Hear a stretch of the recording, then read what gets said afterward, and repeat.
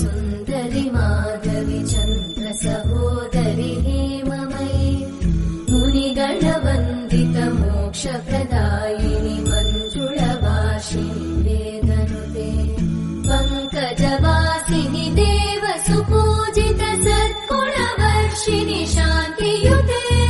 जय जय हे मधुसूदन कामिनि आदिलक्ष्मि जय पालय माम्